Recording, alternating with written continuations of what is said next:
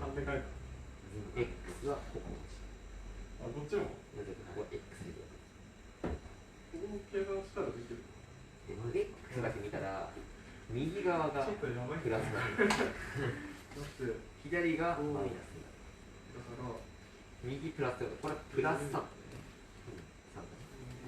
で、3の部分で y は4で、だからプラス4ってこと。